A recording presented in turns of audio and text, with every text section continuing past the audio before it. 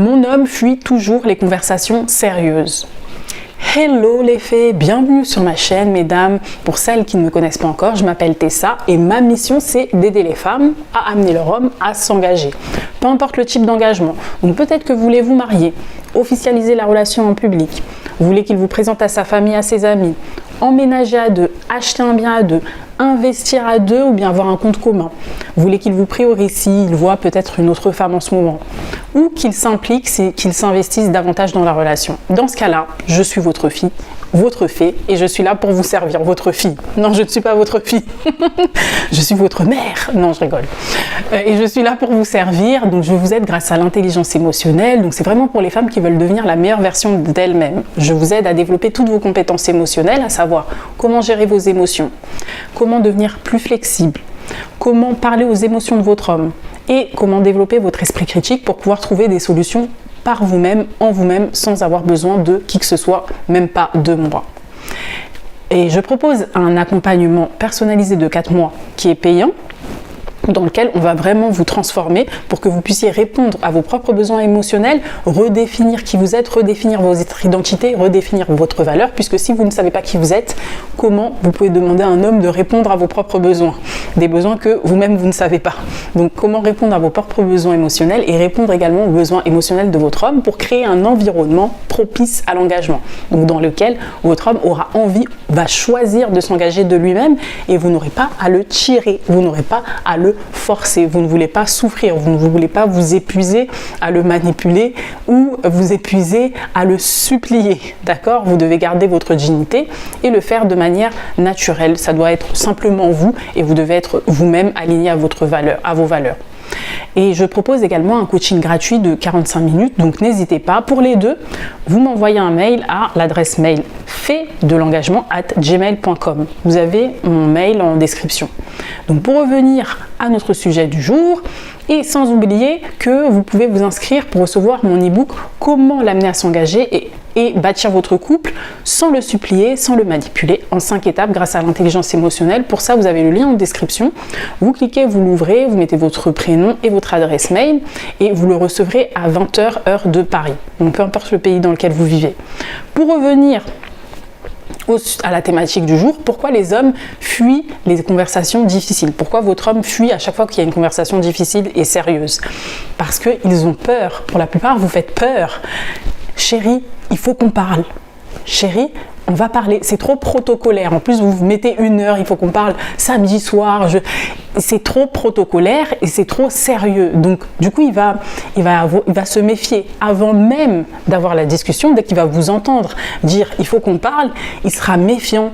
Il va mettre ses gardes, il va mettre toutes ses barrières défensives vont s'élever, si vous voulez. Parce qu'il va se dire mais qu'est-ce qu'elle va me demander? C'est sûr qu'elle va me demander de faire quelque chose que je ne veux pas. Et elle sait que je ne veux pas. C'est pour ça qu'elle veut qu'on parle. Elle veut qu'on se pose et qu'on discute, qu'on ait une discussion sérieuse. Donc déjà, vous aurez déjà perdu avant même de monter sur le ring. C'est-à-dire que pile, vous perdez, face, vous perdez. Puisque tout ce que vous direz durant cette conversation va se retourner contre vous. Il va mal l'interpréter. Puisque comme je vous ai dit, il aura déjà ce biais de confirmation. Il va se dire, c'est sûr qu'elle veut me faire passer une pilule. Elle veut me faire passer une pilule et j'ai pas envie de la prendre. Elle sait déjà que j'ai pas envie de la prendre. Donc il sera sur ces barrières défensives. Peu importe ce que vous direz.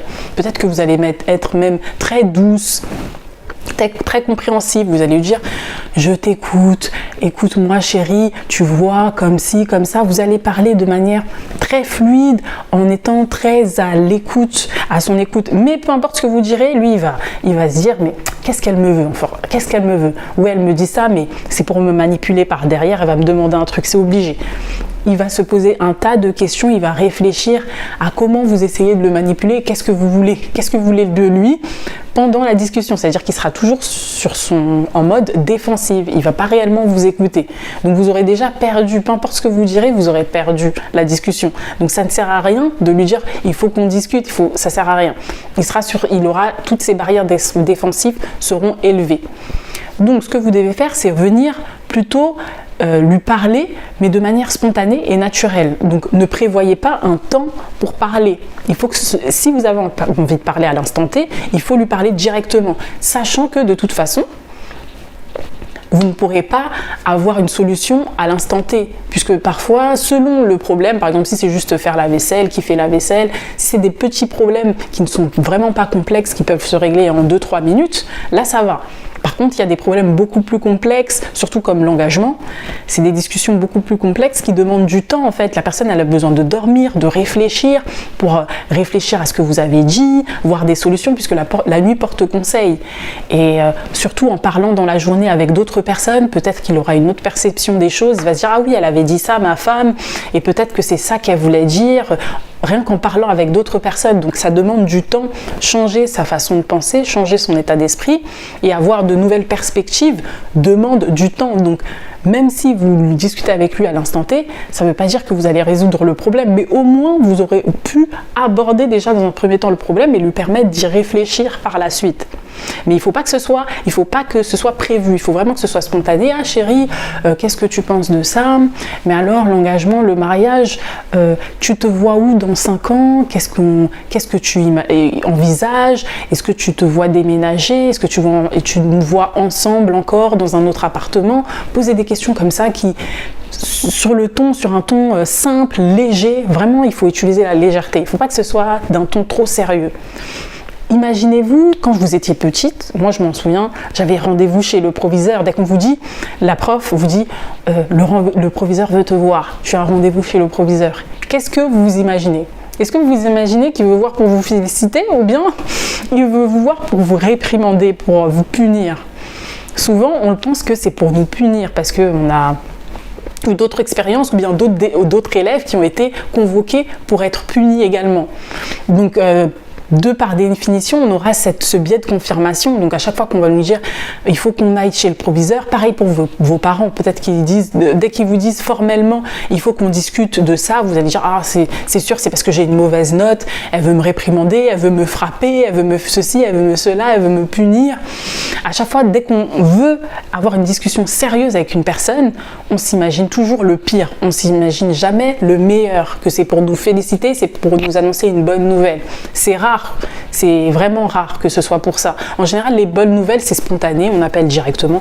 Ah oui, je vais me marier. Ou bien on envoie un message. Oui, je vais me marier à tel jour, nan. Est-ce que tu pourras venir? Et après, la personne, elle appelle pour savoir. Ah oui, tu vas te marier. Comment ça se fait? Tu vas te marier avec qui?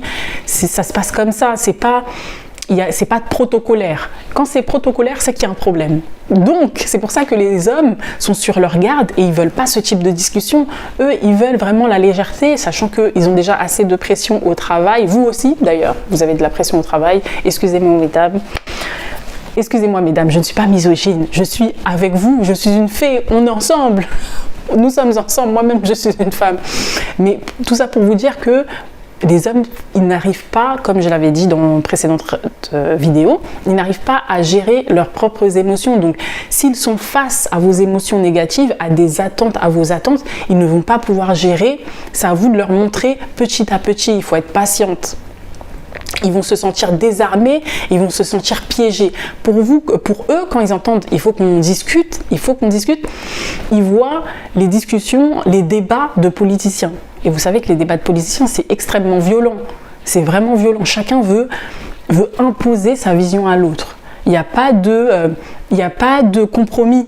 C'est soit l'un qui gagne, soit l'autre. Ils veulent imposer leur décision, leur vision de l'économie, sur toutes les thématiques du pays. Ils veulent imposer, mais il n'y a jamais de compromis. Même si le politicien sait qu'il a tort, dans le fond, il sait qu'il a tort, comme il est dans un parti, le parti a déjà une vision des choses, il soutient certaines politiques, il va les soutenir, peu importe, même s'il sait que ça n'a aucun sens, même si son adversaire lui donne tous les arguments rationnels qui lui disent mais en fait ta politique c'est de la merde, faut arrêter, c'est n'importe quoi, il va dire non, parce qu'il a un cahier des charges, il doit le respecter, il va imposer sa vision à l'autre absolument.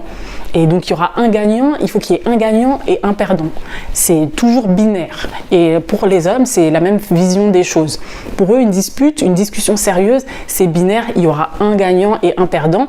Et en fait, vous allez vous affronter, vous ne serez pas une équipe. Ils ne voient pas ça comme une équipe. Donc il faut leur apprendre à voir, à visualiser les conversations sérieuses comme une conversation entre partenaires, entre coéquipiers et pas entre ennemis. Parce que pour eux, c'est vraiment, quand il y a ce type de discussion, c'est vraiment les ennemis, parce qu'ils ont aussi des exemples toxiques, comme la plupart d'entre nous. Moi aussi, dès que je voyais mes parents, quand j'étais plus petite, c'était souvent pour se disputer, ils se criaient dessus.